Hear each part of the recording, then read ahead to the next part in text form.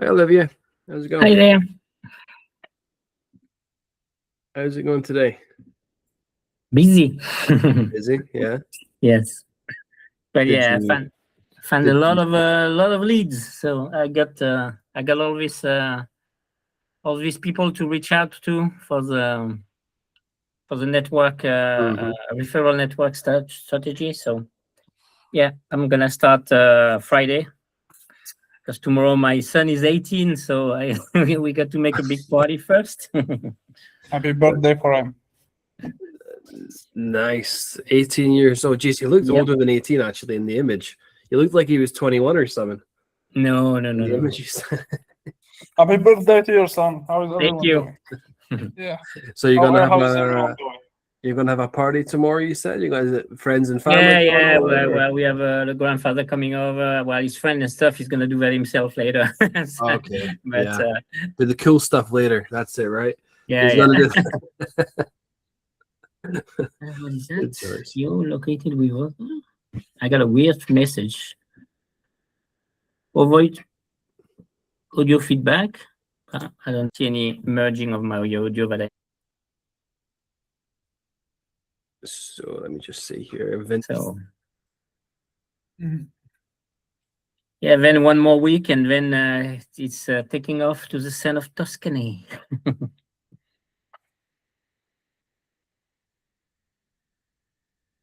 I got no more mail. I cannot hear anybody anymore.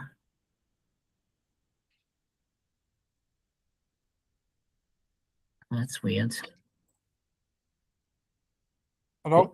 He'll be back in a second. Can you hear me, Zidane? Yeah, I can hear you clearly. can Hey, hear. Niall, I have a question.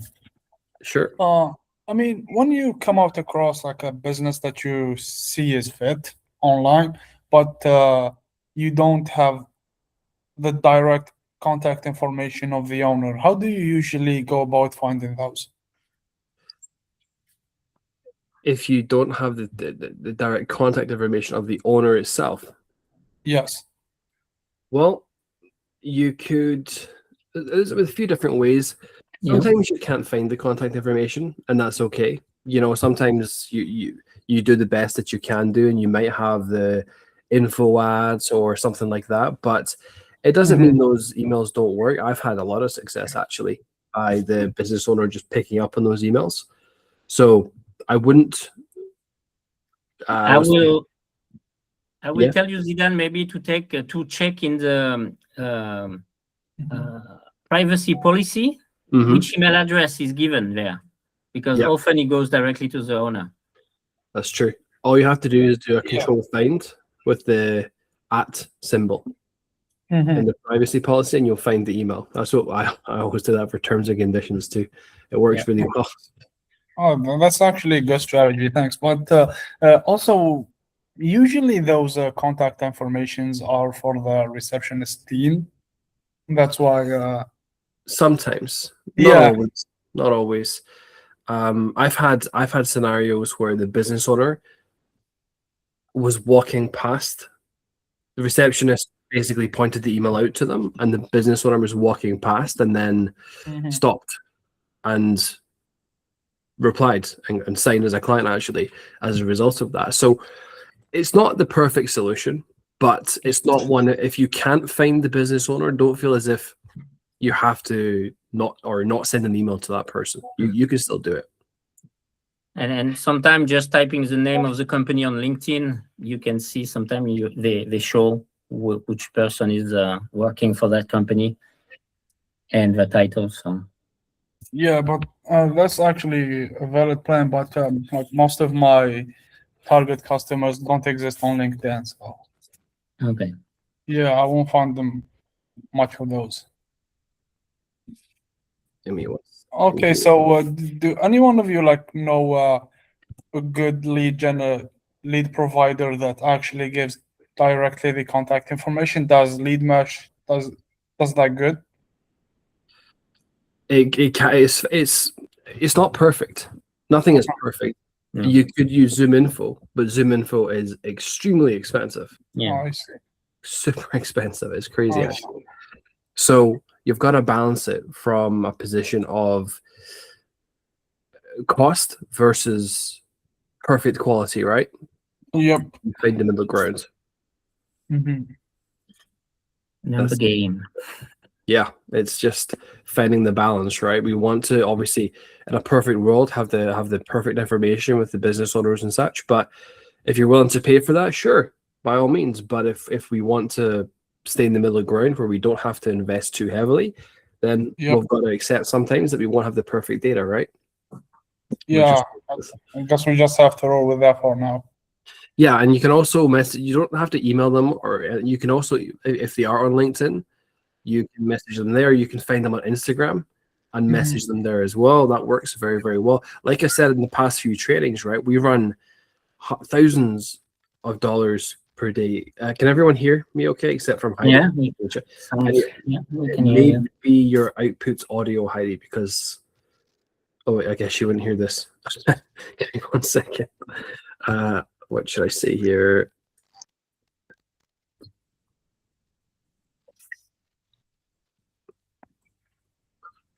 One sec, folks.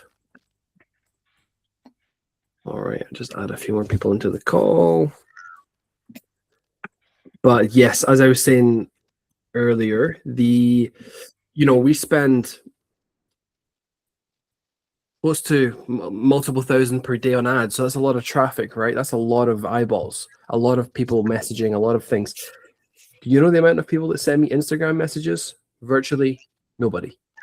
So I see every one of them, right? Facebook, it gets overwhelming. It's crazy. But Instagram, nobody messages me there. So I see every one of them. So that's why I say, look, message them on Instagram as well, because the business owner will see it. They will see that message. Okay, yeah. I will try that out for sure. And I think Manny and Vince have something in the chat there for you as well. Over 10,000 by looking up new licensed business owners. Yeah. So the new business owners. Perfect. All right. Does anybody else have any quick questions? We'll come back to more in-depth questions at the end of this call. But before we dive into the training, is there anything anybody wanted to ask quickly before we dive in? Feel free if there's something you want to ask.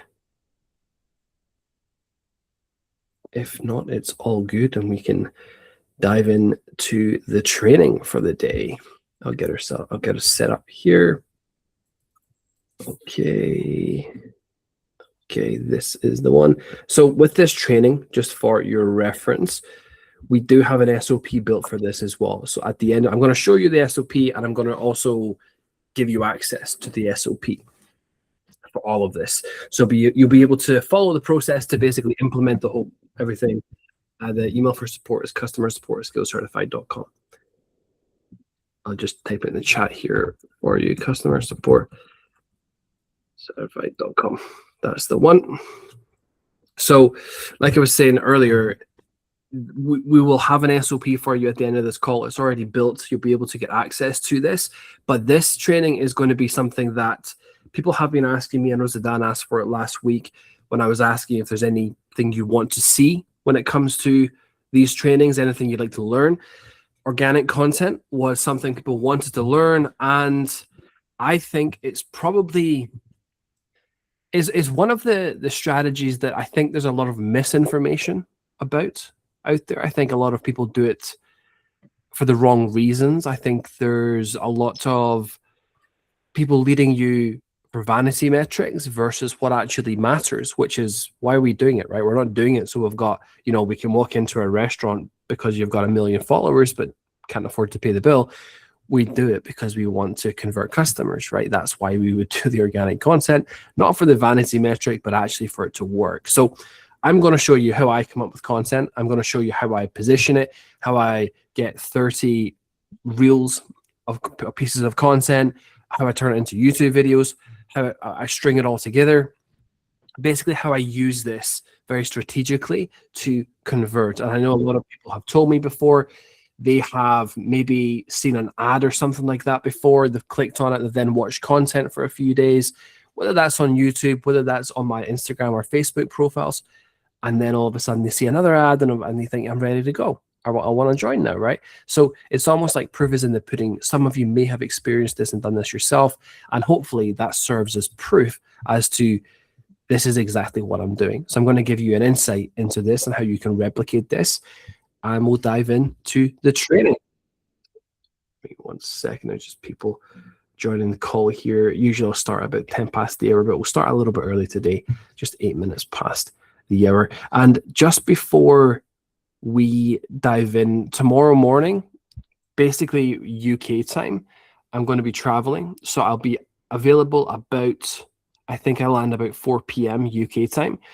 And that's about 11 a.m. Eastern time. So people in the Eastern time zones and the Pacific time zones won't experience anything different, but I'll be a little later when it comes to the European time zones because I'm going to be flying. Although I think I've got Wi-Fi in the plane, so it should be good. Shouldn't be any issues, but I may crash and sleep. But anyway, let's dive into the training. So creating a content profile is an extremely effective way to convert clients around the clock, but it works a little bit differently than you might think. Everybody views the content funnel the wrong way. They view it the wrong way. They try to get reach with their content, which then leads them down a road of trying to maximize views. And the platforms, they encourage you to do this to some extent, right? TikTok, it was all about views. But think about how many views people on TikTok need to get paid, right? It's millions of views, millions upon millions for anything substantial. So we do things a little bit differently. What I focus on is I focus on the conversion first before I care about views at all. Give me 1 second here, just make sure all the settings on the call are correct, so there's no background noise for the recording purposes. So basically we're focusing on conversion, right? We're not focusing on reach. We're not focusing on exposure. We're not trying to go viral. How many profiles have you seen out there that have lots of followers, tons of views, subscribers, but they don't sell anyone? They don't convert any customers. I can tell you there's a huge amount of them. I'm not sure if Duncan's here today, but if Duncan is watching the recording, he knows firsthand when he targets these people, right? He targets these people who have big followings on YouTube because he knows they all complain that they have no, they can't convert any customers. I have worked with customers before that have had hundreds of thousands of followers, but can hardly crank $5,000 a month, right? And when you compare, well, they've got hundreds of thousands of followers, surely that would translate into revenue. It doesn't. It doesn't. It's a vanity metric. So you'd think it would translate. It does not translate. The key behind all of this is being able to actually convert those customers. So how many profiles, and I want you to think about this, right? And the next time you're out there scrolling, have a look. These people that have hundreds of thousands of followers, are they actually converting anything? Are they able to sell? Give me 1 second to let someone in this call. Are they actually able to sell? Are they able to convert customers into revenue? There are enormous amounts of examples of this happening, huge amounts. But there's a reason that this happens. There's a reason that people struggle with this so much. The reason this happens is because of the type of content they have to create to reach that position. In order for them to have tons and tons of followers, they have to appeal to a broad range of people, right? They've got to attract the attention of many, many different people in many different circumstances with a broad range of different problems. These people are too widespread, which means the content speaks to nobody. It doesn't actually convert very well at all. They can have videos with hundreds of thousands of views, but nobody actually transfers into a customer. I remember back when I lived in Toronto, and I was in a condo building, right, one of those big glass skyscraper things. There were a couple who lived basically a few floors below us, and they were basically Instagram influencers, right, in the finance niche. And they had something like 500,000 followers on Instagram, and they had 200,000 on YouTube, etc. They were featured on, in Canada, it was CNBC. the financial kind of news outlets. They were featured on that, everything. And they were trying to sell an ebook with finance tips. That was their only route to monetization, and they couldn't make any money from it. But yet they had hundreds of thousands. This happens all the time. In order for them to do this, in order for them to achieve this, they have to have this broad, sweeping range of content that doesn't actually build trust or nurture or build relationships or actually sell to anybody. The classic phrase is when you speak to everybody, you speak to nobody, right? We've all heard that before. Every one of us has heard this before. I personally don't believe that you should create content that focuses on gathering attention. I believe you speak to a very specific person with very specific content that converts that particular person. This will not get huge amounts of views, but the views it does get will be high value, very high value views. If you look at my social profiles, there's only a couple of thousand followers, right? That's it. The videos might only get a couple of thousand views, but they convert, they work. You got to think about who we're speaking to here. Give me 1 second to let someone in the call here. You've got to think about who we're speaking to when it comes to it. So as I said, as you progress through this, as we dive into this training, think about any of the content you have watched on mine before. Think about what I've said on it. Think about your process to reach where you are today, because in all of our businesses, from the agency lab side all the way to our client side, I replicate the same model. So the same things that I do in the agency lab, the same things that I teach as well, it's the same things that I do in what I call direct to market, right? To say plumbers, electricians, landscapers, and such. I do the same thing. So I want you to think about your journey, how you got to where you are today, how you got here, how you ended up on this phone call. Did you watch content anywhere? Did you see an ad somewhere? Did you see an ad? Did you click on a profile? Did you then start to see me everywhere? Did you go onto YouTube?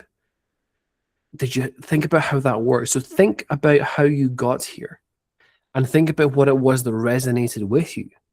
Because the way we design content is to speak to a very specific person with very specific content, not for everybody.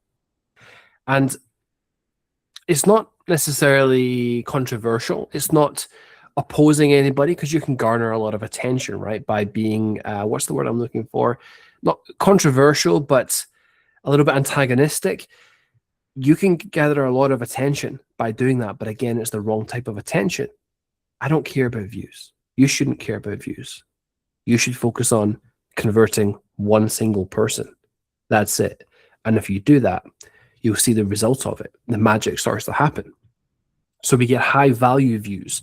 Not a lot of views, high value views. Now, one distinction here. Instead of trying to drive traffic using the content, we drive traffic to the content. Very important distinction. Now, a lot of people think, well, I'm going to post social media content.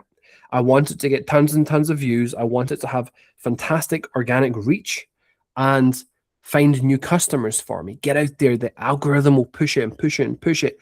And it's free marketing.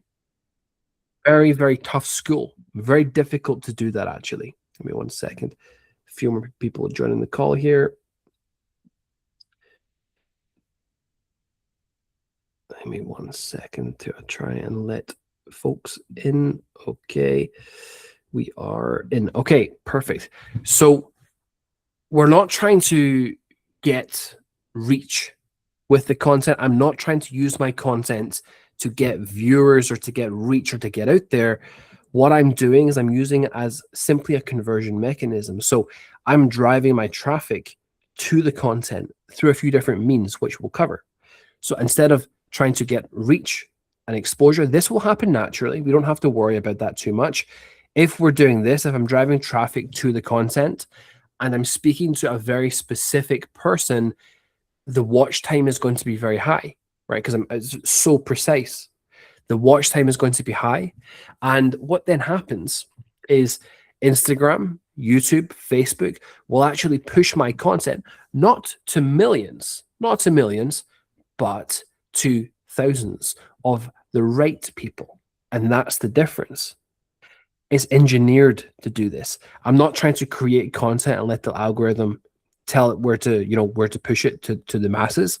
No, I'm creating content. I'm driving the traffic specifically to the content and then training the algorithm this way. So it's a little bit, it's the opposite of what everybody tells you to do. When you go into these Instagram courses and things like that, when it's all about reach, this is the opposite of what it tells you to do. They'll tell you to create opposing content, to create antagonizing content, to invoke reaction out of people. They'll tell you to speak broadly to a lot of different people. Give me 1 second to let someone in here. Speak very, very broadly to lots of different people. We don't do that at all. We carefully craft it, speak to that individual, drive traffic to the content, and then train the algorithm specifically to find more people, the right people, and that multiplies our conversions. That's the magic. So we're reverse engineering the system to some extent. I'm basically forcing the algorithm to work the way I want it to. 1 second here. Again, lots of people coming in. So somebody discovers you through any mechanism. This is incredibly powerful when you do it right. The content itself is designed as a nurture mechanism for someone who is discovering you. And as I said, it's very, very powerful when you do this the right way. It doesn't matter what the mechanism is. It could be through email, outreach, LinkedIn, Messenger, whatever. Through ads, it can be through referrals, and then it can be organic. The last port of call is organic and natural reach, right? But we're driving traffic using email. I'm driving traffic through DMs, even calls, prospecting, LinkedIn automations, everything. Driving this traffic all day long. My ads, I'm not running ads to the profiles. No, what I do is I run my $27 ads, as you have all probably seen, through the ladder funnels. But what happens is even if someone doesn't buy that, they click on the profile. And I can tell you because Instagram tells you that, right? The amount of views our profiles get is crazy. Because what people do is they see the ad, they read it, they click, they don't purchase, they think about it, they click on the profile, they watch the content. And we'll expand on this in a few seconds. But you see how we're now driving traffic from each of these components. My emails, I'm not telling them to go look at my Instagram. What I do is I send my email and I put my social profiles at the bottom, because instead of the higher ask call to action of, hey, book a call, they just click the Instagram profile. Then they head over there and they watch content. Then either they come back and they're much warmer and they book in, or alternatively, my follow-up email hits and they're reminded, but they're in a different position than they were in when they read the first email. So you see, if you think about it as a straight line, where on the right-hand side of this straight line, this is where success is, this is where converting that client is. Your goal is to move that person along that straight line until they reach the point where they're paying you. That's the goal. Every touch point, whether it's email or whether they receive a message or they see an ad or they watch a video or they go onto YouTube and they see you there and they watch another video. Then the next day they watch another video. Then they get your follow-up email. Every single touch point moves them further along this line here, right? That's the idea, all the way through to conversion. That's the secret. So emails, outreach, everything. They see the profile, they click the profile, and they watch the content. But remember, they don't watch one video. Who goes to a profile and watches one video? They watch 10 videos. 10 videos. Then all of a sudden, what happens is the algorithm pushes your content to them every single day. They watch 1 or 2 videos each day, and over the course of 4 to 5 days, they end up consuming 20 to 30 pieces of content from you. This creates this position of knowing you. They start to then trust you. That's what we're doing. If you think about when I tell you to send emails, think about the time frames, 2 or 3 days between emails. Well, think about what happens. You send the first email, day one. They watch they click on the Instagram profile. They don't reply. You think it hasn't worked. They watch some content. Nothing happens. Next day, you appear because they watched the content. The algorithm will show them your next video tomorrow when you post another one, right? It'll put it top of their feed. They watch that one. Then they get a second video because I post 2 per day. They watch the second video. Then 2 or 3 days later, another email hits their inbox. They read it. They're reminded of you again. They're still not ready. Maybe they're still not ready to go. But they log into Instagram again. There you are. Your next video pops up. Later on that afternoon, just before dinner time, another video pops up. It's you again. Then the next day, same process. They consume the content. The next email comes in. Think about how much more they have engaged with you over the course of 2, 3, 4 days as those emails are being sent. The way they read the final email that you send is completely different to how they perceived the first email. We'll come on. Yes, Waldo will come on to that in a few seconds. I'll show you how to. But this is how they progress. How they consume that first email is very different to how they consume the final email we send because we've put them in a very different position. There's far more trust involved. So the way they perceive it is entirely different. It's almost like they know you now. This is the secret behind it all. Give me 1 second to let someone else in here. They start to trust you. And you see how I've engineered this entire process, right? This is just what we do. We engineer the whole machine and it works beautifully. So after this, they start exploring from a position of what else do they have to offer. This is when they start responding to your follow-up emails, to your ads, and reaching out directly to you by message. It's not because you sent some magical email that said all the right things. That's not why they respond to you. It's all because of the work your content is doing behind the scenes while you sleep. It's all of the unseen heavy lifting that's happening. The work that you're not actually doing. That's the difference. The work you're not doing is what gets them to reply. So it's like this flywheel. You just drop them into the flywheel. That's what your first email does. It just drops them into the flywheel. Then your pieces of content, and the reason we know they click your profile, just to add a caveat there, is because humans are curious, right? They're curious.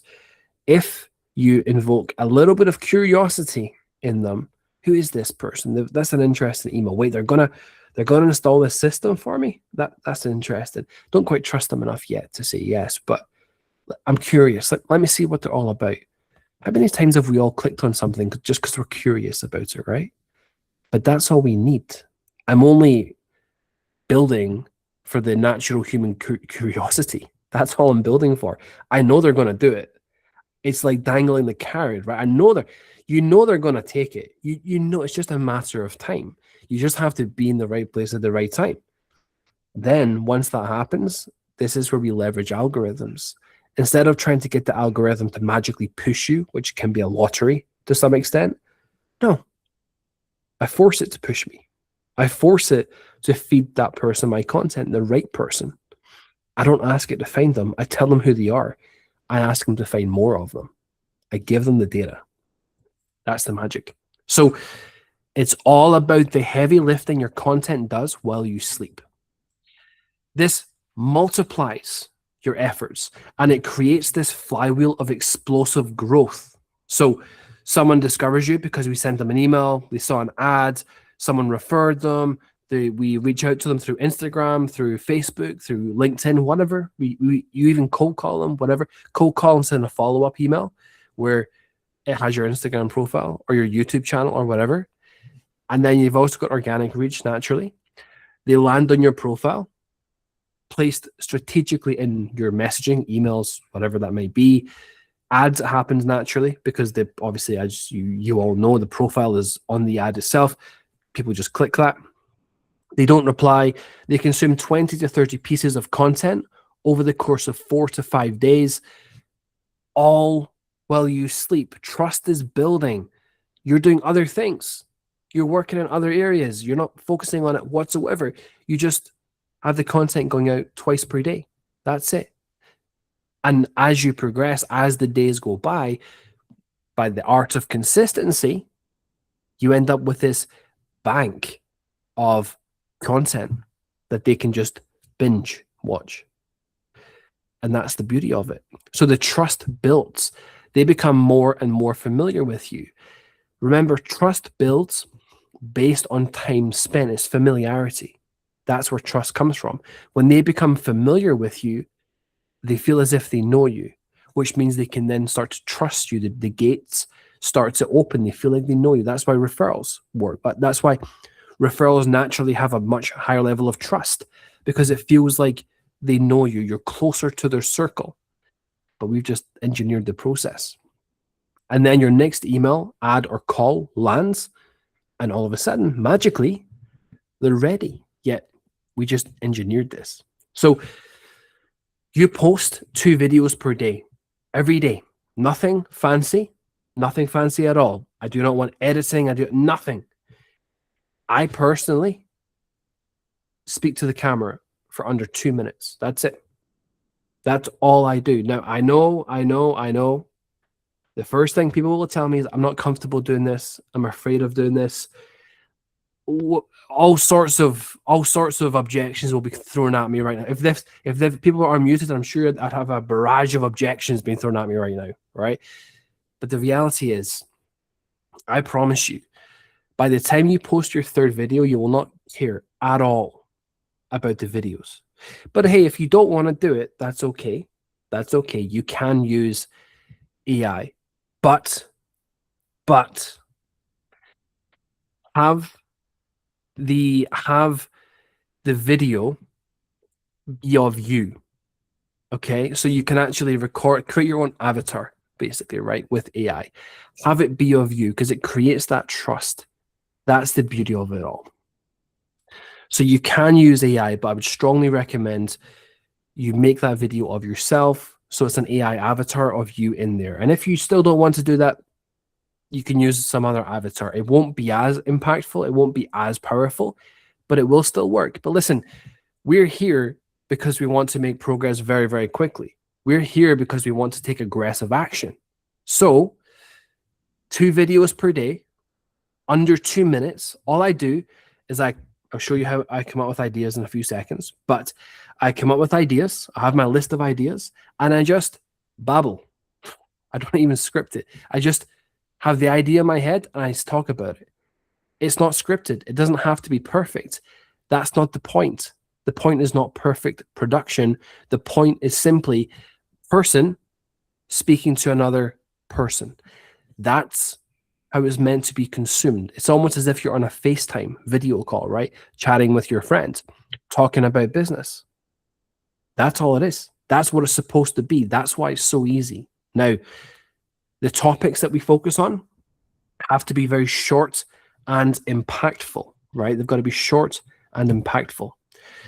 This is what I prompt ChatGPT with. And as I said at the start of the call, we have an SOP with all of this in there, all the prompts that I'm going to use, everything. We have an SOP. You'll be able to copy and paste. You don't have to take notes of this. We have the SOP ready for you, which you'll get at the end. And I'll take you through the SOP too, but you'll get that at the end of the call. So you prompt ChatGPT with this. I want you to create a list of 30 Instagram reel topics my target market of landscapers, for example, would be interested in, built around, could be AI employees, you could do database reactivation, whatever, built around AI employees, what they do, and reactivating their own leads. And what ChatGPT will do, you can use Claude, whatever you want, but I like to use ChatGPT for this. It'll give you all the content. This is exactly what it produces. This is exactly what it produces. And it will actually give you, there's 30 here on the next slide, but it will actually give you all the short form topics that you can talk about. Why 40% of landscaping leads never become customers, which is basically missing calls, right?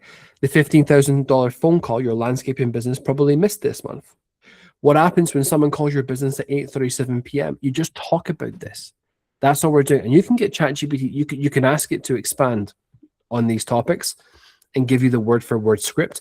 But I would rather you just spoke about it naturally. I would much rather it wasn't perfect. It wasn't scripted. You made mistakes. There were ahs and there were ums and, you know, all the natural stuff that someone would have naturally speaking to someone. Imagine speaking about this topic. What happens when they miss the phone call at 8:37 p.m. as if you're speaking to a friend. Imagine you were talking to a friend doing this. All we do is record. We have this list of topics, and we just record the under 2 minute. I'd say 2 minutes 30 seconds max. The 2 minute 30-second videos. We just knock them out over and over and over and over again. Then we have them ready. This means we can post 2 videos per day. Now, it doesn't have to be perfect. You're going to miss days. You are going to miss days. Some days you're going to be too busy to do it. Some weeks you're going to be too busy to do it. That's okay. The key is, give me 1 second to grab a drink of water here. So I am back. The key is staying consistent over the course of time, right? 1 week is not going to kill you. 3 days is not going to kill you. But when 3 days turns to 4 to 5 to 6, that's what kills you. So what you have to do is when you do miss those 1 day, 2 day, 3 days, don't try to make up for it. Just post your 2 the next day. That's all you have to do. Get back on get back on the bike. Just post the 2 the next day. Because if you keep doing that, we're all going to make mistakes. If you keep doing that, you will eventually reach a point where you've built up this bank of content already ready to go. You will get to that point all on your profile. It happens naturally. So it's not about being perfect. It's about being human with it, having your list, and just being honest with yourself. If you missed it yesterday, just post your 2 today, then continue. So some ideas of content here. The hidden gold mine sitting inside your CRM, so database reactivation, right? Your competitors don't need more leads, neither do you. How landscapers are making money from the leads they thought were dead. So this was literally, I prompted it with this one single prompt, and it produced all of these video ideas for me. And they're pretty good, right? They're pretty solid video ideas. And I'm going to show you a few tricks in a few moments. But this gives you all of your content. So you don't have to think about what do I create. You just use that prompt and it creates it for you. Just creates all of it. And you're going to notice something. It's all wrapped around the same topic, and we're going to come on to that in a few seconds. That's actually really, really important. But we're not creating or reinventing the wheel here. We're reinforcing over and over and over again. So that's all you have to do to create content. You prompt it, you get your 30 videos, 2 videos per day. That is your content for 15 days of content. Day 14, you put the prompt in again to the same chat. Save it as a project, right? To the same chat, because it then doesn't replicate. That's how you keep the wheel rolling, right? That's how you keep going with the momentum. So lots of pieces of content. Now, as I said, you'll notice that they're all wrapped around the same topic, and that is very, very intentional. You don't have to create brand new concepts and topics every single day. That's actually a mistake. If you try to do that, it is a mistake. People need reminded far more than they need new ideas. We want to remind them. I want your conversation or your content piece today to be very similar to your message yesterday. I want there to be consistency in there. It's just the same thing, but from a different angle every single time. That's the whole game. We just reinforce this over and over and over again. Different angles, which then creates the opportunity. You do not need editing for this or any of these or anything that I'm talking about today. You have to remove all of the barriers that stand in the way from getting this done. It is far more important for you to post than it is for you to get it perfect. Far more important. In fact, oftentimes perfect content, the content I put the hardest work into, doesn't do as well, because it's not just a human being talking to another human being, right? When I want you to visualize this, I really want you to think about a FaceTime conversation with a friend, right? You're just on video call with them. That's all you have to do. Simple as that. When we start thinking about it like this, if you and I were to have a video call right now for 2.5 minutes and I asked you to speak about one of these topics, one of the 30 topics, you'd be able to speak about it, no problem. You probably wouldn't think twice. You'd be able to talk about it because the pressure's removed. The goal here is to remove the pressure from you.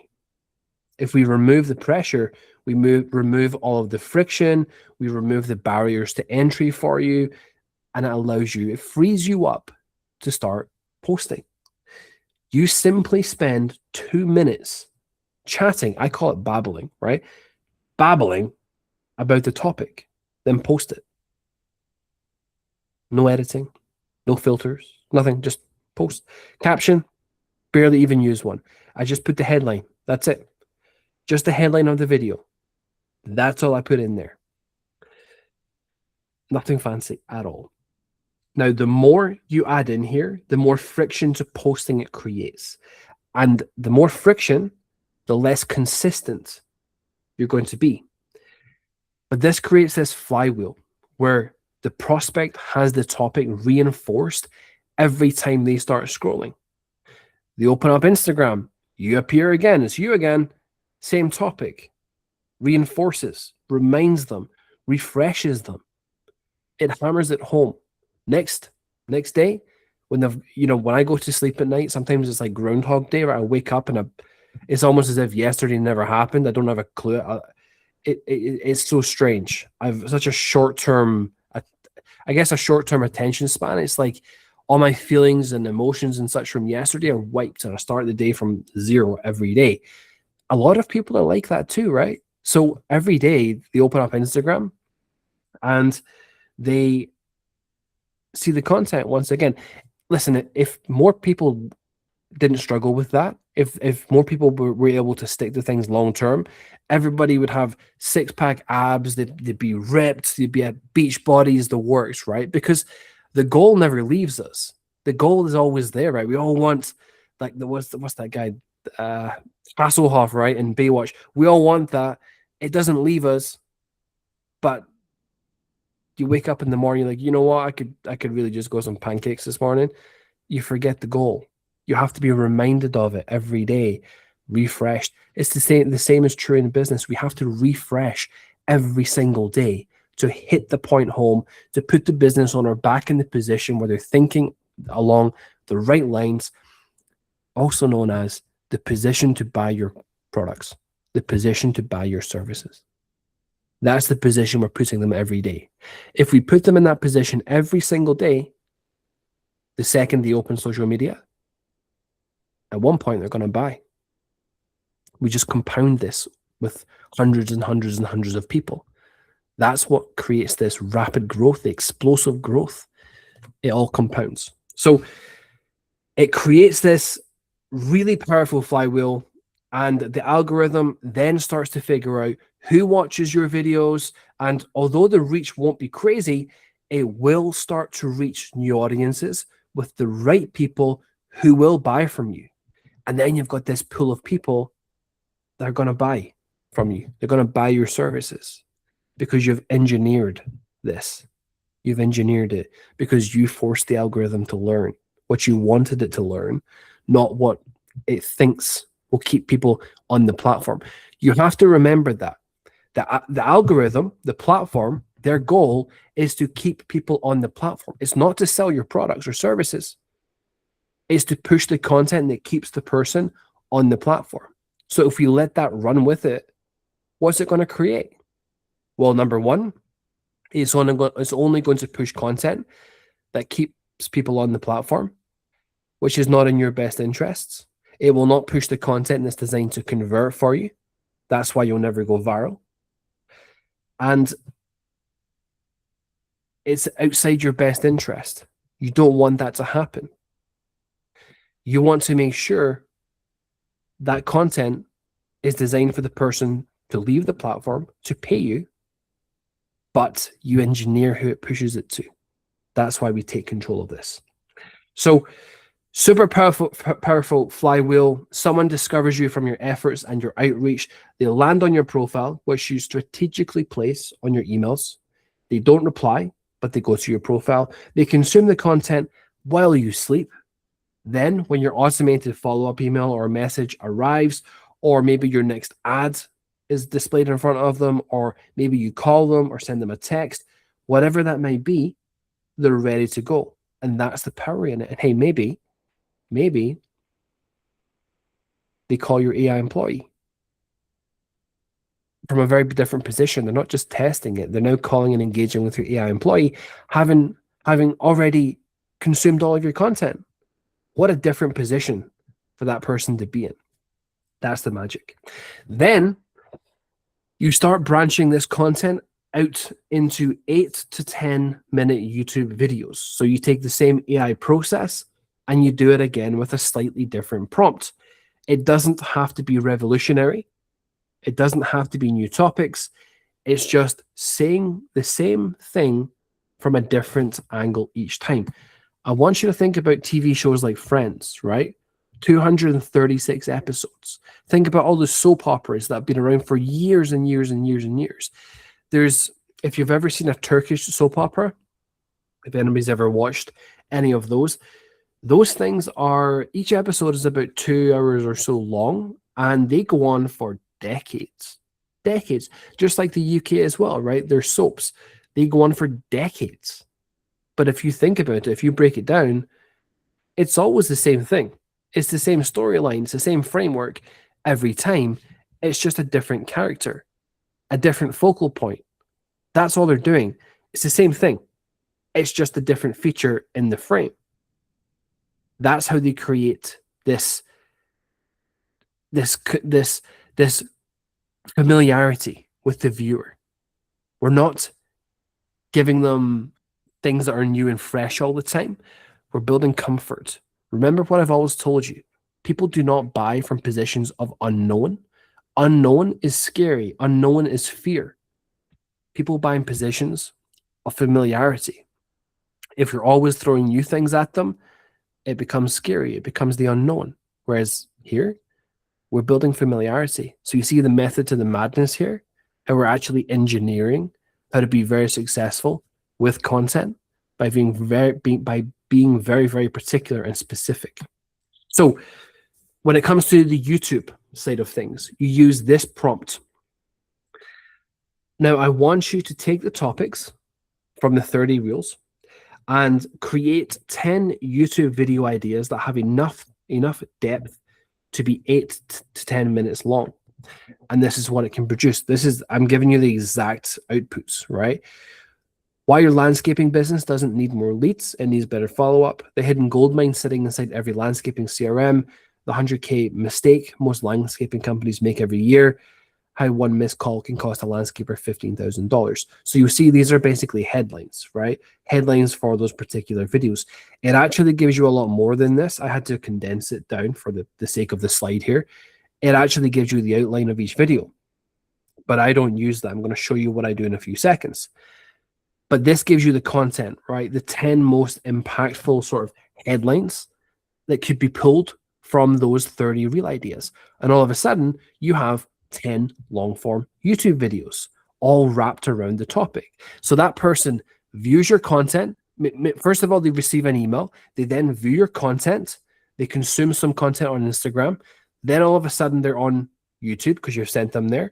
They're watching an 8 to 10 minute video expanding on the same topic. They're spending more and more and more time with you, all around the same topic, basically creating this bubble of attention. That's the idea, right? We're creating this bubble of attention, this narrative, where it's what they consume. It surrounds them. It surrounds them. And that's the magic in it. So we can create those 10 different ideas from that piece of content. Now, this is where we expand on the outline. So this is why I said I don't use, so when you do this, right, when you get the content ideas, it will actually give you smaller versions of the outline of each video. I don't use those. I then take each video individually. So I'll take number 1 here and I'll ask it to give me the outline of the video. And what it does is it gives you the entire outline, gives you the introduction all the way through to the different sort of chapters and topics throughout that, all the way through to the conclusion and the call to action. So it gives you the entire framework. You can also then ask it to script it for you if you want to use a script. I often like to just have that conversation because that's my style. If you prefer to follow a script, it will script the entire thing for you. 8 to 10 minutes, it can do that. It will script the entire thing for you. So it breaks it up into the hook and progresses onto the problems that they face.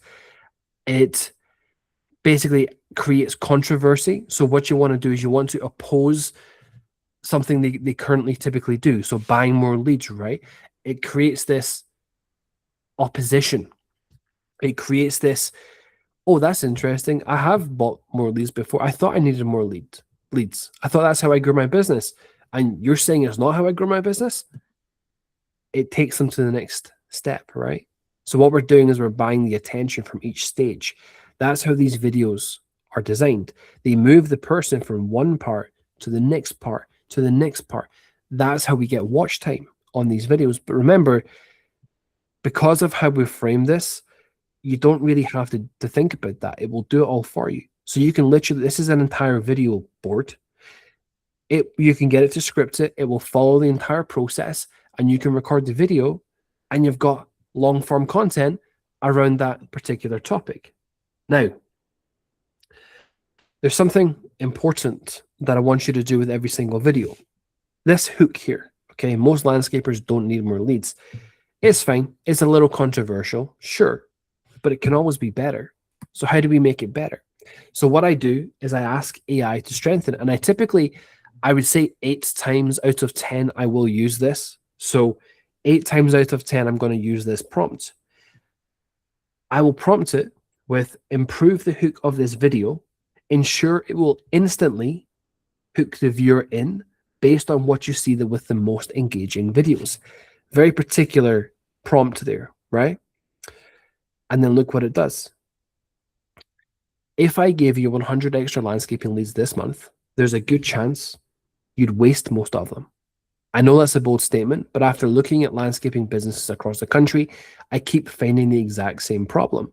They're not struggling for leads, they're struggling to convert the ones they already have. So what it's done is it's created a much, much stronger hook. This line is attention grabbing, right? This line is antagonistic to some extent. And the antagonizing of the viewer is why they continue watching. All I did was use this prompt, and I do it for every single video. So it gives you the opening line. This is why I say creating content has never been easier if you know how to prompt it the right way. If you just ask it to write a video, it will get you generic stuff. But if you do it this way, where you break it down and you do it step by step, which, as I said, we have the SOP for you. If you do this step by step, you will get a really, really strong video out of this. All your reels, everything ready to go. So I want it to strengthen the hook for me, and I get it to antagonize the viewer because it's going to hook them in. And it creates the framework of your video for you. So it continues on after this, actually, and it says they're not struggling because they don't have enough leads. They're struggling because they can't convert the ones they already have. In this video, I'm going to show you why fixing your follow-up can make you more money than buying another 100 leads. That last little paragraph. I'm going to show you, this is why they would watch the video, right? I'm going to show you why fixing your follow-up can make you more money than buying another 100 leads. Then what you do is you post these longer form videos 1 per week to YouTube. You mention them in your short form content, directing people to your channel. So in those short form content pieces, the reels, you say, I just recorded a full length YouTube video on this topic. If you want to watch that in more detail, I'll leave the link in the comments below. You leave the link, or you say it's in your profile, and you send them to your YouTube channel to consume more. So again, we're not selling them. What I'm trying to do is I'm getting the person to spend more and more and more and more time with me. That's the beauty in it. Consumption of time. So you also put your YouTube channel tag in your Instagram profile. People will search for it and they're going to watch the content, and it creates this multi-platform effect. So you've got people consuming your short form content every single day. Then they watch a longer form YouTube video, and then they spend a significant amount of time with you. This creates this huge amount of trust. Then the next day, they wake up, they open their phone, they see you on Instagram once again. There you are again, constantly. You start to appear everywhere they look. There you are. Familiarity. When they next go to YouTube, again, I want you to also realize that the way we design this is based on how the algorithm works. Because when you post new content, the platforms will push that to your followers and people who have engaged with your content or watched it first. So the person logs back into YouTube, or they go back onto YouTube, your latest video will appear. It will show up for them. They don't have to go looking for it. You're just there again. It will even notify them that you've posted, even if they don't subscribe. It will just say, if they've watched your video once or twice, it will now notify them and say, hey, this person just uploaded a new video. So you see how it's working for you? Every piece is working for you. We're using the algorithm to our advantage here. We're not trying to get it to go viral. No. We're just engineering it for our advantage. And that becomes incredibly powerful. So you've then created this flywheel system where you are literally everywhere. Then you've got multiple different ways for people to engage with you. They can comment on Instagram. They can comment on YouTube. They can reply to your email and your follow-up emails. They can send you a DM. They can buy a product from your ladder funnel. They could even call your demo AI employee just to experience it, right? You've got all these mechanisms that put people in this flywheel. This is omnipresence. That's what this is called, omnipresence. And it changes everything because you're literally everywhere they look. You're in their sleep at points, right? You just become everywhere. And as I said, think back if you've experienced this, if you've watched any of our content, if you've watched or you follow us on Instagram, or you've watched Instagram content or YouTube content or emails or whatever, we end up being everywhere all the time. And I do this across our direct-to-market strategies as well, with plumbers, electricians, etc. Everything. I do it across the board. This is omnipresence. Now, I want you to think about the difference. A customer sees an ad, or they receive a cold email or a cold DM or whatever from two people. One person has nothing, no content, nothing. It's just an email. That's all it is. The other person has content. Their profile, they might not have tons of followers, but their profile is full of content. The customer does not respond or reply to either of them. None of them, not ready yet. They don't reply. They just explore. Well, this person, they've got nothing to explore. This person, they click on the profile. Then over the next few days, they start seeing one of the business owners everywhere, whereas this one disappears. Think about what happens there, right? Both are sending the same email, the identical email, but this person on the right-hand side here, person B, they start to see absolutely everywhere, and this person, person A, vanishes. So the probability of response next to zero in comparison to this person. Who are they more likely to engage with? When we say do the work to ensure is unreasonable for you not to succeed. This is what we mean by it. Make it unreasonable. When you're competing against this person, make sure you're this person. Make sure you're person B. Make sure that you're the person where they click the profile. There's a lot of content following the exact framework I've given you here. It doesn't have to be fancy. It doesn't have to be perfect. It just has to be real. That's all it has to be. So who do they work with? When you do this, you become everywhere. And this is actually the exact reason why people can jump from basically 0 to 20K per month so quickly, right? That when you think, if you've ever seen those sort of case studies and things, or you see people out there who have this rapid success, why do they not go from 0 to 2K to 4K to 6K to 8K? Why does that not happen? Why do they just go from basically seemingly nothing to wham, 20K? Why does that happen? It's because of this. It's because it compounds very quickly. But for a little bit of time, these people, person A and person B, they're on the same playing field. Then all of a sudden, the effort of person B starts to compound.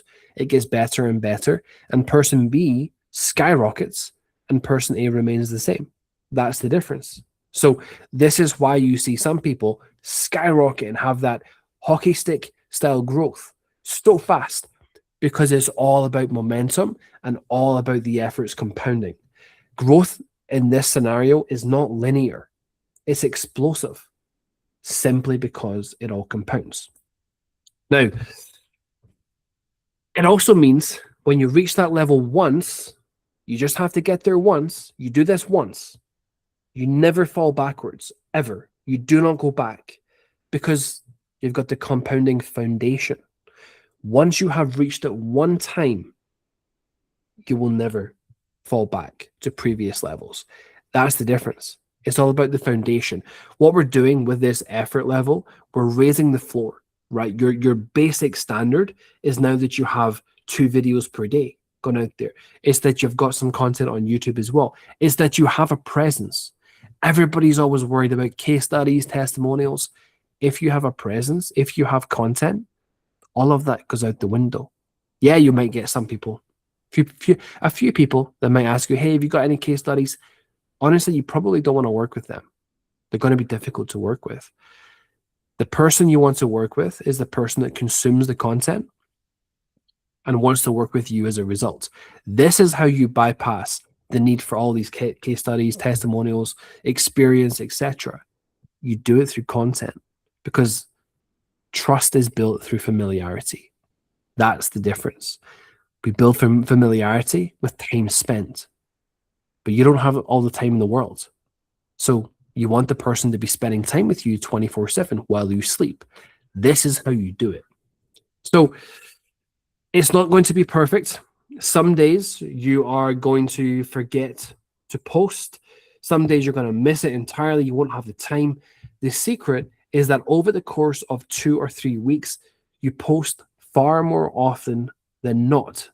This then creates that momentum that compounds. You just have to do this to the basic level.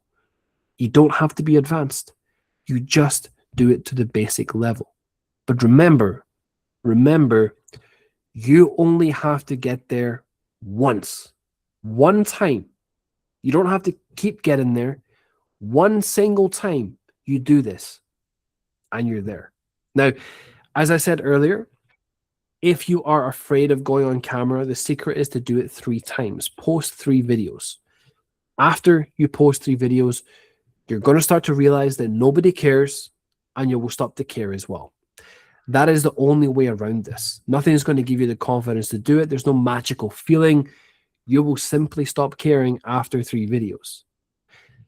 As I said earlier, you can use an AI avatar if you want to. You can use an AI avatar that isn't you. You can use something else. Each time we do that, the trust level drops a little bit. It's not to say that it doesn't work. It's just slightly more difficult.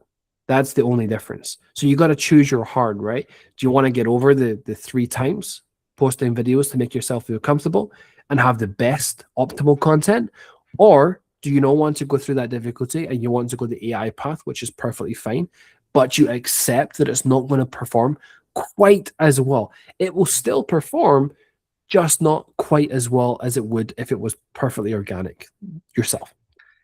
That's the if you think about it like a set of scales, that's the tipping point. You choose one or the other, and you've got to accept the trade-off. One side, the trade-off is that you're going to have to push through a little bit of fear. The other side, the trade-off is there's no fear, but your performance isn't going to be quite as good. That's the trade-off. Both work. Which trade-off are you going to choose?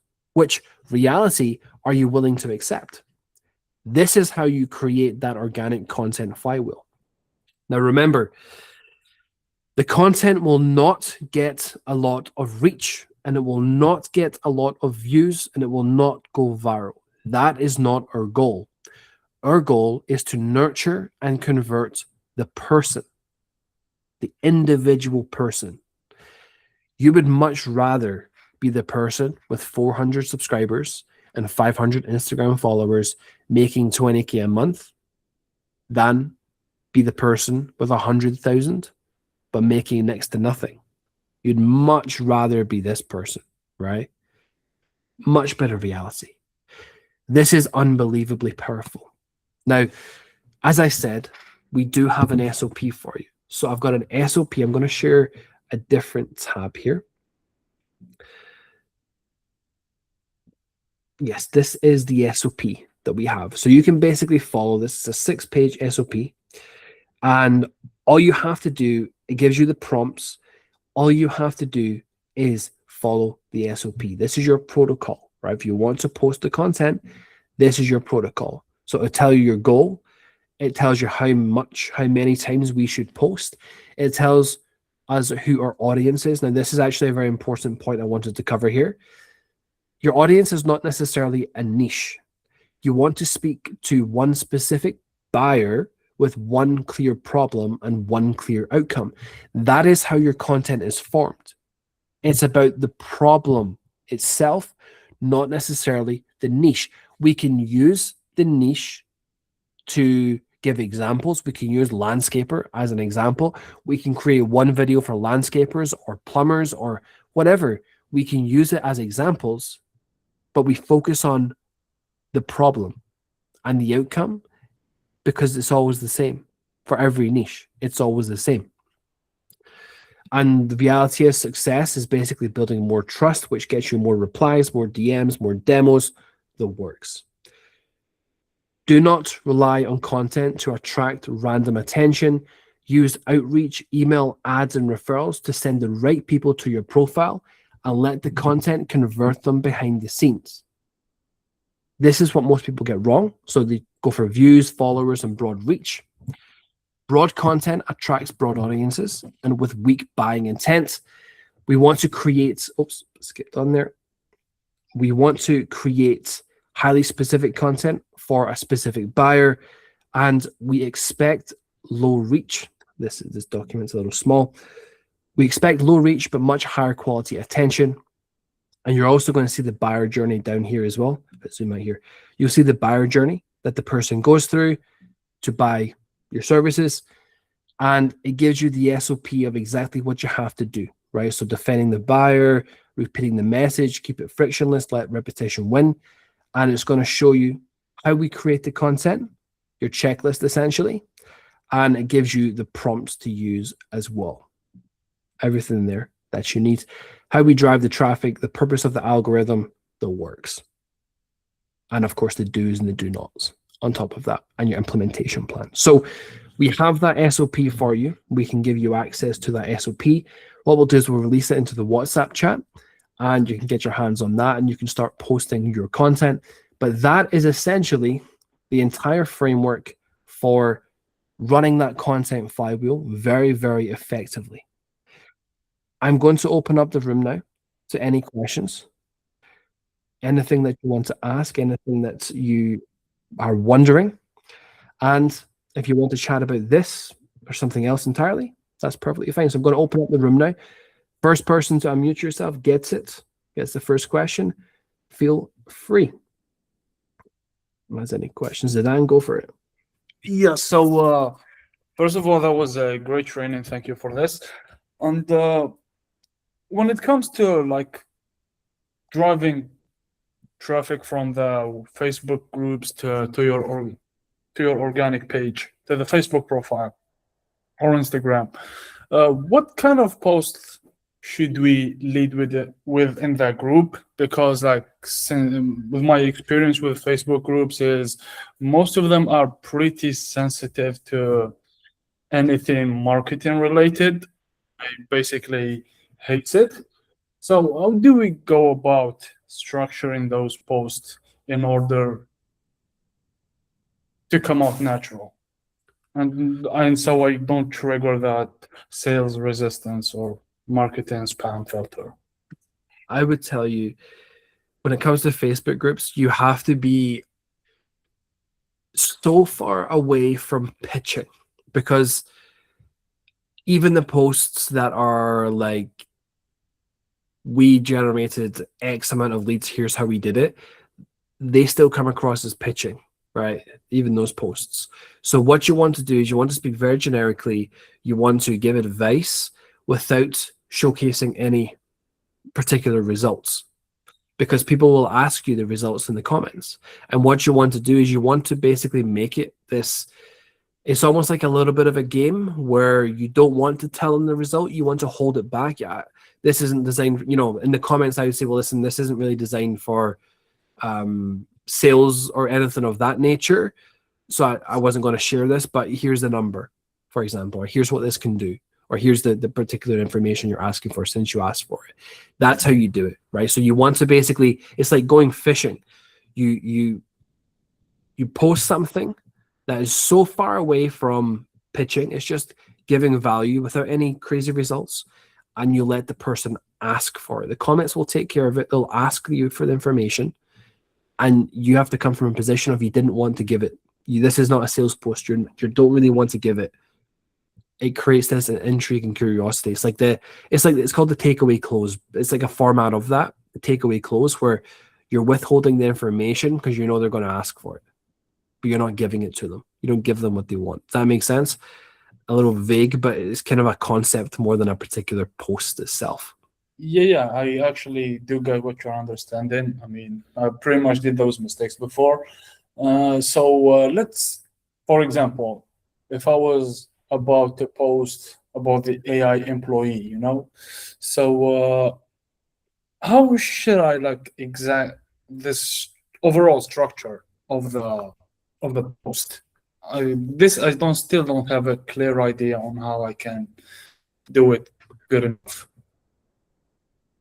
I would probably say I would ask a particular question. So what I would say was, I would say we've been building AI employees for a long time, and they're really well trained and they're extensive. And one thing, for example, for real estate agents, we build them out, and they're fully trained on the industry. They know everything about it, and we can even upload their listings on a weekly basis. But what I was wondering was, when it comes to your listings, how often would you want that updated? Just so we know, and I know how to build.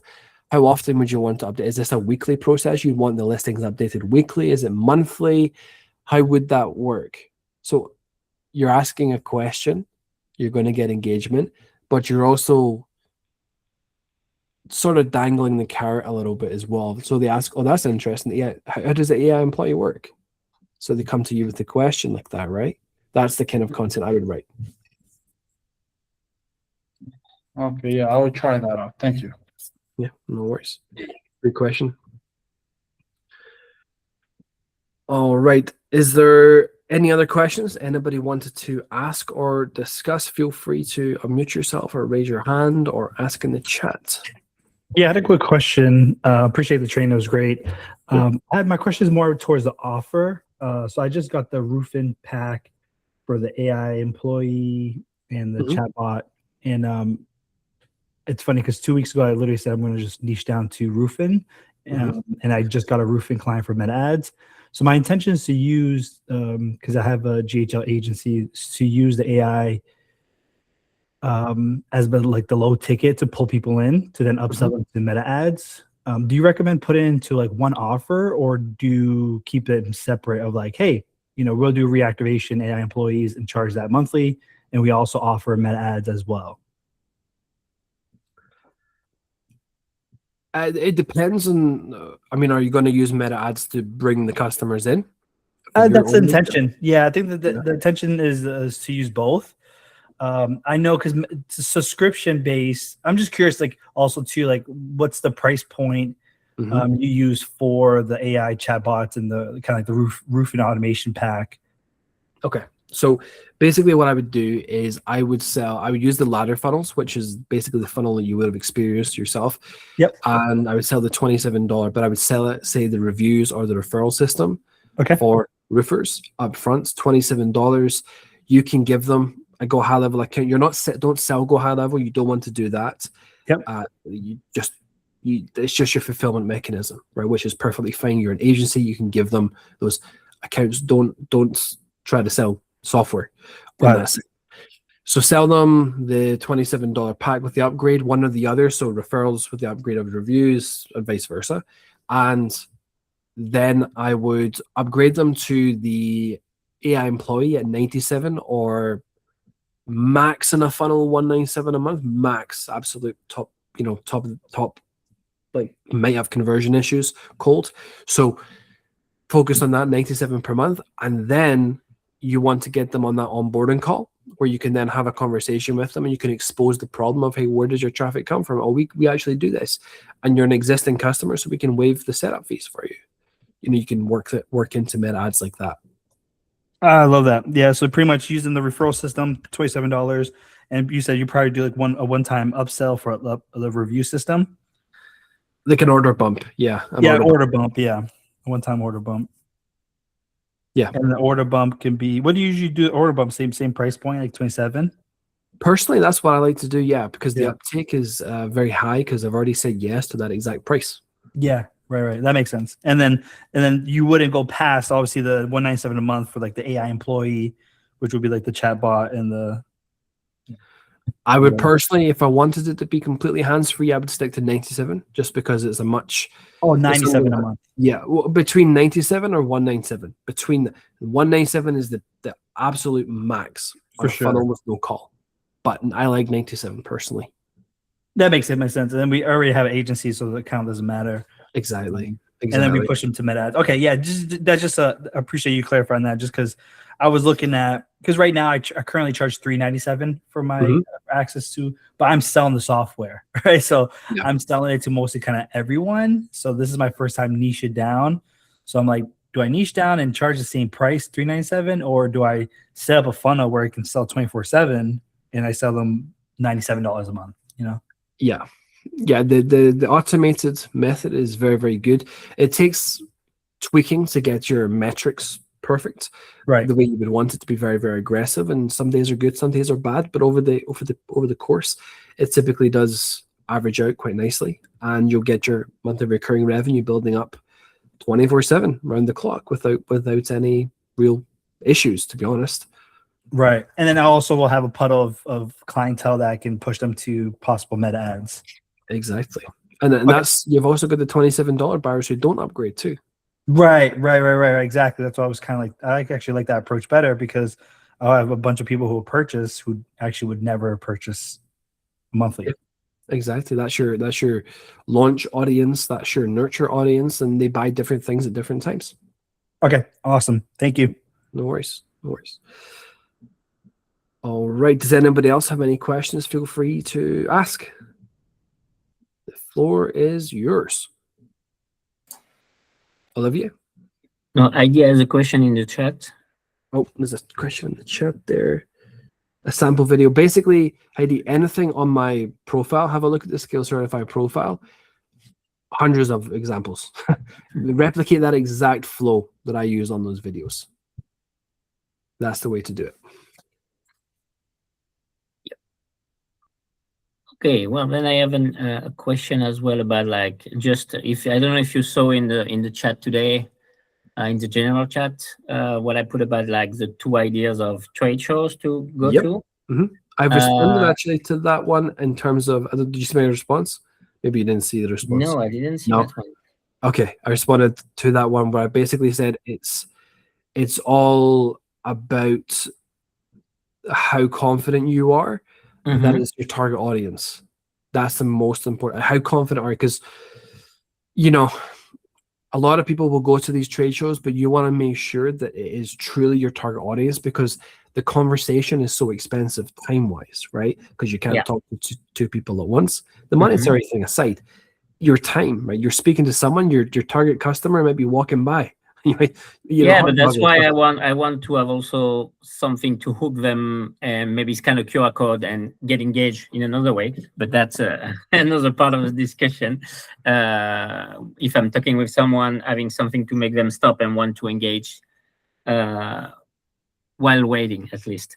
But then the ideas, like the more local ones, like I said, the first one is quite big in a way, and I'm a little bit scared of being like swamped in the middle of a whole bunch of other companies for the first time, and like I'm not as professional as ready in that way than maybe some people who are already there and have done that for multiple times. The second one is more about like they say they have about 2,000 small business owners coming, and so it's a more targeted audience. It's in the suburb of Paris, so it's not like as big of a venue. There's only like 40 people or 50 people as vendors. So it might be a better fit for first trial. Yeah, I would tell you the most important. This is mainly personal preference, right? But it's an idea from personal preference. When I go to those things, the one thing I hate, I don't know, have you been to many of those things as a customer? Yeah, but not as an entrepreneur. Like it was more like, and not as a customer. Most of the time, I was in a team of a vendor, and then I was sometimes walking around and meeting. Gotcha. Yeah. So I've been to many of them just as a customers, and from business events to the franchise events to horse events, right? And the thing I hate most is when you're walking down the middle and you can see one of the vendors staring at you, waiting for you to walk past and walk up to you and talk to you. I hated that because you'd avoid them, right? Whereas the vendors you spoke to were the ones that basically drew you in by choice. You chose to, oh, that's interesting. Let me go see what that is, right? So the goal would be, instead of trying to do what you'd call or consider push marketing in that sense, more pull, focus on the pull. Try and get them to come to you. Yeah, exactly. That's why I was talking like about the banner and something like a poster or something like with a QR code that wants them to engage with. If I'm talking to someone already as well, I need to figure that out more in terms of like pitch and message, what I want to put out there. Yeah. So, for example, a really good one was there was a conference in an event on the 4th of July in Utah, and State Farm, I think it's an insurance company, were giving out what they would do is they would basically print your logo or whatever on a hat or something like that and give you it. Right. So there was lines of people waiting at these booths to get those, which then attracts more people. So it's things like that. I'm not saying you have to print hats and stuff, right? Yeah, it's more just have something that the people generally would want to line up for that opens up the conversation. Like get your review campaign set up to get more reviews for your customers instantly without having to pay a penny. That's going to get people in lining up because they will want more reviews, right? Things like that, right? That will work really, really well. You want to try and form a line at your booth. Okay. Yeah. Think about along those lines. Okay. Sounds good. Yeah. Thanks. No worries. All right. Who's next for a question? Feel free to ask. It doesn't have to be about this, as you all know. It can be about whatever you want. Vince, go for it. Yeah. I'm just wondering if anyone else is having this problem. I've ranked my site for a few words and a client site for a few search terms, and we seem to be having the problems. And it might just be the United States only, but I'm getting don't know how many calls a day. Maybe it started out with 2 or 3 a day. Now I'm getting like 5 to 10 calls a day, and it's I'm sure they're hitting either my Google Business Profile telephone number, which is the same as my website. Anyone else having that problem? It's just like a 1 second to 2 second message that says you have a new lead. Press any number to connect. When did it start happening, roughly? It started happening after I ranked my site and ranked my customer site. But like in terms of time frames, like, are we talking days? Like last week he was getting it, and then I ranked my own this week, and I started getting it. Because I don't know if it's related, but I'm convinced, wholeheartedly convinced, there was some form of big outage. And I think Olivia noticed this as well.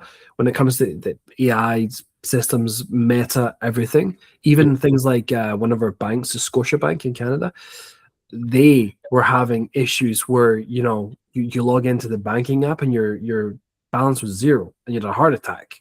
Like, that's not good. That's not a good feeling. But that was what was happening, right? And that was all over the last 7 days. I'm convinced ads were crazy volatile. Like, I'm not sure if anyone else has experienced that. Super volatile. I'm convinced there was something happened that no one's telling us about when it comes to AI or Cloudflare or something like that. And it may have an impact on that. There may be some kind of something going on in the background. Again, this is completely hypothetical, or this is what's the word? Whatever the word is, I'm lost today. But it's, you know, this is just your opinion. Your opinion. I'm convinced. But yeah. I wonder, do you think it's something to have to do? Because I know in the United States they shut Anthropic when they rolled out Fable. When they rolled Fable out, and then it was like, I think the same day that they rolled it out, it was on for a few hours, and I guess Fable, the Anthropic was able to like crack all, like Trump made them take it down and then make them work with like banks, and everyone that was getting it was showing like flaws in their login system or whatever, and then they just came back up with it. I think it was down for like a good week, maybe. Yeah, that's right. Because there's a lot of even GoHighLevel had issues where they had to reset passwords for millions. It exposed like vulnerabilities, and so a lot of hackers and scammers were able to get with that model into very secure places. I think timing-wise, this must all be correlated. It has to be something going on. Yeah, I hadn't really paid attention to it. I heard it, but I hadn't really paid attention to it. That might be true. Yeah, even the hyper-personalization engine, that was going haywire over the weekend because, again, something it's done that from time to time, and it always comes out the woodwork. There was some kind of Cloudflare outage. Every time, there's always something. So I expect to see something, or maybe we don't see something. We just image generation was crazy for the whole week in ChatGPT. I'm using it every day, and I had to switch to Gemini because it was not working at all. Yeah, me too. Plenty of wrong error messages and a whole bunch of. That's right. I had that too. So, yeah, I think there's something going on. Okay, thank you. Yeah. So yeah. All right.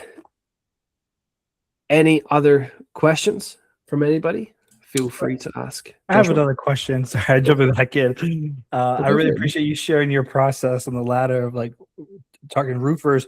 My question is more logistically of just like the management side of it. So when I sell them the obviously the snapshot of like the referral system or the review system, that will be something that I'll actually create them an actual sub account, right? I'll just give them access to a sub account and won't charge them monthly, correct? Say that first part for me again. If they just purchased the $27, like the referral and review, I just give them access to a sub account and then don't actually charge them monthly because they just purchased it one time. Then I don't do any onboarding, right? Technically, or should I crank out some like training videos on how to set it up? I would to reduce your customer support workload. I would just do a few 4 or 5 videos on click by click how to set it up. That will dramatically reduce your customer support load. So I would do that to get ahead of it. Okay. And honestly, it depends on time, right? It depends on time, because a lot of the times people will purchase the $27 product exploring things, and they don't really understand fully what you have to offer, right? Yep. So even when it comes to those people, I always give them the best experience possible, because you'll be amazed at the amount of people that you just blow away with customer service and being better than everyone else. Let's say, hey, what else do you have? Right. So Yep. the big lesson is don't treat a $27 buyer just as, oh, well, they didn't buy the upgrades, they're dead to me kind of thing. Don't Yeah, no, for sure. I don't want to do that. That's exactly what I'm kind of asking.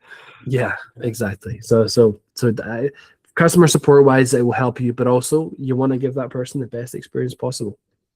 Okay, got it. All right, so I'll create the whole kind of course, kind of simple videos, teach them how to set it up, create them a sub account. They have access to sub account as long as because they purchased the product, and I'm not worried about them selling it. And then if they do want to upgrade, great. If they don't, they will just have a sub account. Exactly. Yeah. Okay. You're no further forward, you're no further behind with that. Makes no difference. Perfect. Thank you. I was just curious about that. No worries. No worries. Good question. All right. Any other questions? You can also, Ruben said, you can also limit the access. Yeah, you can. So yeah, that's a good point. Actually, you can just give them a very restricted sub account as well, so that they can want more, right? You can have them want more, things like that as well. I think in the sub account, if I may, I'm sorry. Yeah, go for it. Yeah. Yeah, in the sub account, actually, I need to bring my camera on only because I'm proud because I'm standing. Okay. Anyhow, I just had a total knee replacement surgery 3 weeks ago, and today I'm excited because I can stand without any help. Oh, nice. You're up and at 'em.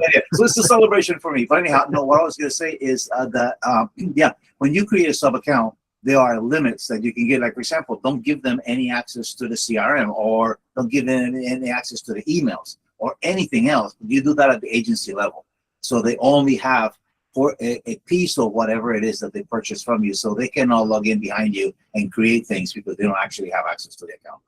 Yep, 100%. And you can also say to them, well, we can connect this to your leads. And this is where I always say, the $27 customer, sometimes it can be, well, they didn't buy the upgrades, I don't want to spend time on $27 customers. It's the wrong way to view it, because the next question is always going to be, well, how does this connect to your CRM? What CRM do you use right now? Oh, who answers the calls after hours? Oh, well, listen, instead of having to pay $2,000 per month to hire someone to do this, $97 a month and you're covered. That's all it takes. We'll waive the setup fee. You're an existing customer. There's so many opportunities because that person's attention's isolated with you. Or normally this is a $497 item because somebody's coming in, but since you already have this particular product from us, well, I'll knock it down to $297, and that way you get everything set up for you. Exactly. You sweeten the deal. You make people feel good for being a customer. Yeah, price anchor the $497 and then drop it down to whatever you're going to charge them. Mm-hmm. Perfect. That's what you do with your meta ads, Joshua, for when it comes to the transition. That's exactly how you play it. Okay, perfect. Thank you. Right. No worries. All right. I feel like I'm at McDonald's where the person's like, anything else all the time. But does anybody else have any other questions? I ask it simply to prompt you, because I'm here until the last question is answered. So don't worry about time. Anybody else have barbecue? So, anybody else have any questions, Olivia? No, don't XXL us, please. Yeah, supersize it, exactly. Any other questions from anybody today? No other questions? No worries. You're all welcome. Perfect. Okay. Well, on that note, I will wrap up the training for the day. I will get the SOP sent out to the WhatsApp channel. So have a look out for that there. I'll probably send it via email as well. Again, I think I'll send the SOP in WhatsApp tonight. When it comes to emails, as I said, I've got to pack tonight. I've got to continue prepping my, believe it or not, dog food, which is he's better than everyone. It's just beef he is and everything, and not potatoes, sweet potatoes. Anyway, got to prepare that. So I'll be busy tonight to get it sent out via email, and flying tomorrow. So I'll get that sent out probably tomorrow afternoon / Friday morning via email, but I'll send it out tonight through WhatsApp. So have a look on WhatsApp for the SOP coming out. And I'm glad I'm not alone with cooking my dog food. So perfect. All right, everybody, I'll wrap up the call. Thank you for coming. Thank you for all the kind words as well. And I'll chat to you all soon. See you, everyone. See you.